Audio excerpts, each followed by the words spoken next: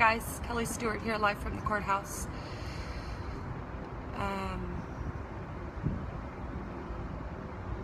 Blaine Cooper's been on the stand for about an hour.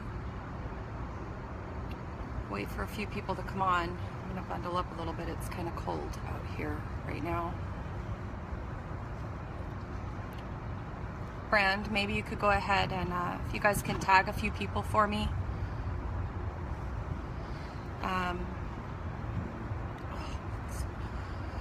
It's cold. Blaine Cooper's been on the stand for about an hour.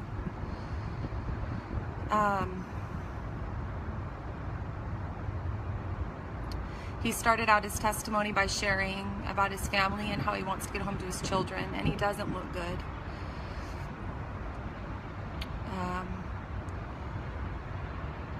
These men are being absolutely abused in these jails. They're being denied bail so they can't adequately prepare. Blaine did a step-by-step breakdown explaining that on December 29th, BJ Soper, Joe O'Shaughnessy, Ammon Bundy, Jason Patrick,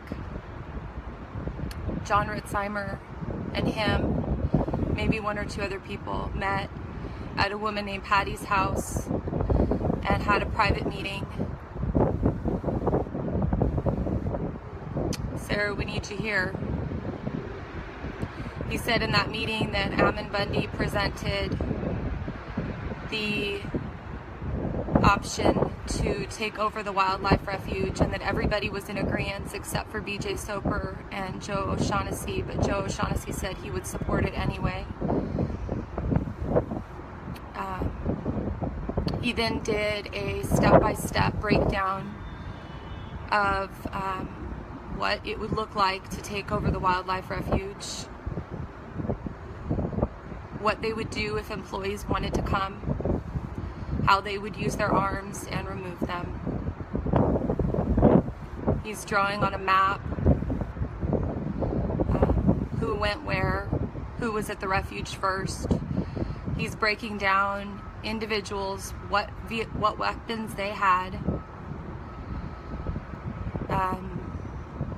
He said that Jason Patrick had an, I don't know the name, but it's the 47, AR-47, no, AK-47, that everybody else had AR-15s, and they're painting a beautiful picture that the conspiracy is what the government says it was. The story that he is telling is scary and shows that beforehand, he said over and over, Ammon Bundy was the leader. Ammon Bundy asked him to record. Ammon Bundy asked him to get the message out to all militia and patriots on December 29th to show up in Burns on January 2nd. He said that Mel Bundy and Brand were also there from the beginning. He described the weapon that Mel Bundy had.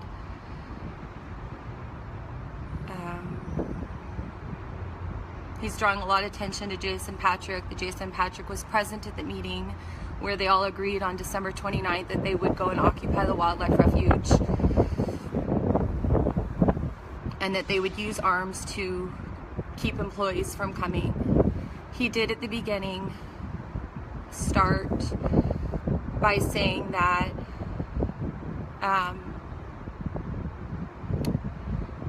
that he did this for his country and for the Hammonds, but that he wants to get home to his children, and that his children cry to him every day.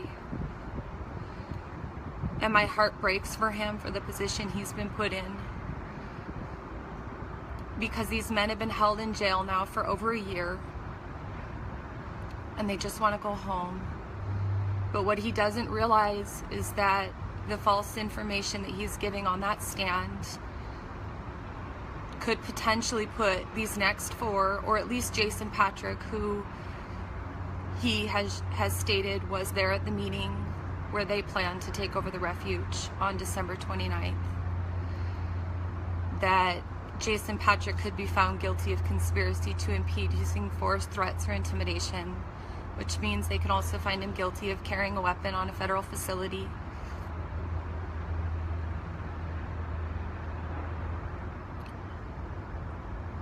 The whole system is a mess. The abuse that these people have endured is awful. The fact that the American people have let it get this far is awful. I have no desire to continue reporting things. Blaine was a reporter. He said he wanted to use his title as a public figure to get the message out and to wake the masses up. And that he had a great following. He had a huge following. And yet after all the things that he's done, how many people have woken up? And who is here standing? And who is holding not just the elected officials accountable, but the judges, the police that are holding them in custody, that most of you guys will not speak out against and hold them accountable? The officers here, they say, we don't know what's going on. We don't know who is found guilty and not guilty. That's not our business. My job is to come and do what I'm told. Do you guys understand how dangerous a nation becomes with a military force and the militarized police like we have, when none of them will use their God-given brains and the moral obligation that they've been given to protect the people, when they won't use those things? Do you even understand how dangerous of a government you are in and under right now?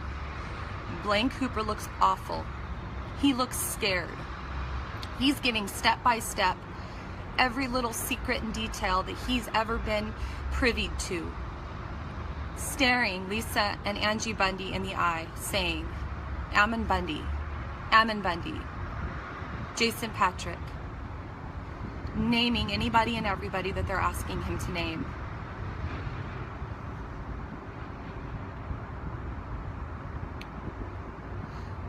We need God's intervention.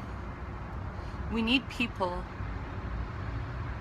But if Blaine Cooper, who he went through and explained what he experienced at Sugar Pine Mine, every single person who was with him at Sugar Pine Mine, every single person who was with him at Bunkerville, he is testifying in Bunkerville. He said on the stand, he is testifying in Bunkerville. He's pled guilty to conspiracy in Bunkerville. He's pled guilty to using force to bring harm to federal agents. And he's testifying just how he and the others did that. Yeah, we can blame him. I mean, he's definitely the one sitting up there running his mouth right now, saving his own neck so that his brothers end up spending more time and he gets to possibly go home sooner. But in the end, if that's what you're going to do, why start from the beginning? But at the same time, what responsibility do each one of us carry, who turn our heads and go on vacations and ignore the prisoners, the people sitting in jail wrongfully? Ignore that. Shake hands with the police officers and U.S. Marshals who are holding them wrongfully. Continue voting for the elected officials that turn the blind eye and do nothing.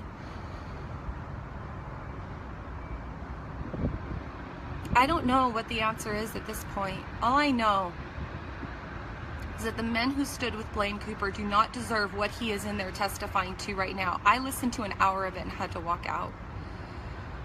You can only hear somebody going through detail by detail and saying maybe some of it is true and maybe some of it's not. He gave away the woman's house who took him in, where he slept in her house. How many weapons were there? Who stayed there with him? Then they showed videos that they did of their call to action and said that call to action that he and Joe Shaughnessy and John Ritzheimer and Jason Patrick did, he said that was right after the meeting where they agreed that they would go and take over the refuge on December 29th. Who needs informants when the government can beat up the people and make them turn on each other? This is our government. This is the United States of America right now.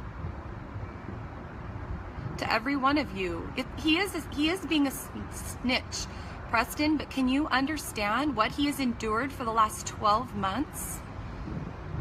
Can you understand that the officers that are holding him in jail are responsible for the way he looks right now? He looks awful. He's a snitch, but what are you? How are you fighting the good fight? We all have to take responsibility for what these individuals are going through. We have to take responsibility for turning a blind eye to these jails. And for not walking up to every single U.S. Marshal, police officer, security guard, federal agent and saying, why are you not doing your job? Why are you not protecting the American people from a tyrannical government? Why? And all of you sit there and you want to shake hands with every single person. I don't care if it's the elected official you're happy with or the police officer that keeps them in shackles, the U.S. Marshal who transfers them around. Every one of them have abdicated their roles. Every one of them. Every one of them have surrendered their responsibilities to protect the American people. And that's why we have somebody right now sitting on the stand saying the things that he is saying, calling these people out by name. Do you know that in over an hour there was one objection by Jason Patrick's attorney? One.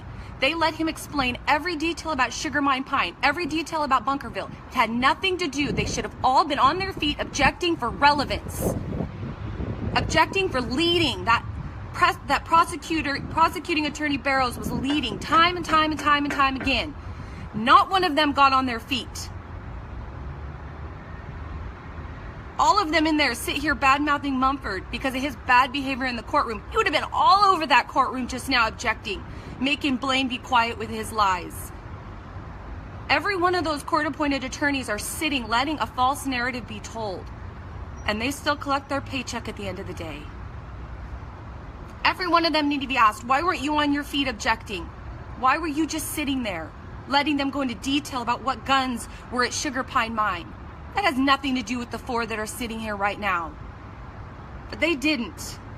Every guard, every officer that checks us in, that says, just doing my job, I don't know nothing about nothing. Well, really, you have a gun. That scares me that you don't know anything about anything. Tells me all you need is one person ahead of you telling you that we're bad, and you're going to believe that we're bad. And you're going to think that you're not held accountable because you're just doing your job. This is ridiculous, you guys. This is awful. I don't want to keep reporting. Why? Why keep reporting? Sitting here listening to this right now? Nobody can be trusted. Nobody stands. Nobody unites. Everybody wants to fight about all their stupid little factions, but you claim you defend the United States Constitution? BS. If you defend the United States Constitution, every single officer, every single elected official, you'd be at their doorstep saying, enough. Everybody's too busy for that. Well, guess what? Those guys in there right now are being hung out to dry. And they need God to save them from the things that Blaine Cooper just said on the stand. And I pray God saves Blaine Cooper too, because he's been abused for over a year now, and he just wants to get home from his family, and he sees what's going on out here. Be at peace, Gavin. Be at peace. Sit in these court hearings day after day. Sit here and listen to the people. Continue to praise these officers. Say they're just doing their job. That's a lie. Their job is to protect the American people. They're not doing their job. Quit telling me they're doing their job. They're doing their job. Then when are you going to do your job as an American citizen and show up at their offices and tell them to knock it off? It doesn't matter. The numbers don't show up. The people don't care. You need my eyes and ears. Why? Blaine was the eyes and ears. Look what they've done to him for the last year. Look at how he's been abused. None of the officers holding him in custody have set him free. Everybody's just doing their job.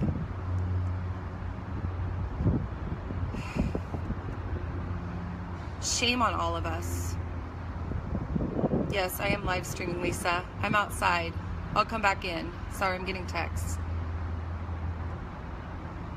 John, you'll have to go back and watch the live stream and see what's being testified to. We're on break now, so I'm going to go back in. I don't even know. I'm so sick of all of this. I don't even know. I don't even know. I mean, all year I've held it against people when they've pled out because I felt like, why didn't you stand? But looking in Blaine Cooper's eyes and seeing his fear, seeing his skin color, seeing how skinny he is, seeing how sick he looks, Shame on us as Americans for letting our jails treat people that way. Shame on us for justifying it. Shame on us for shaking hands with the very people who are holding him hostage. Shame on us. It's time to do something, you guys. It's time to take a stand and be principled, but take a stand.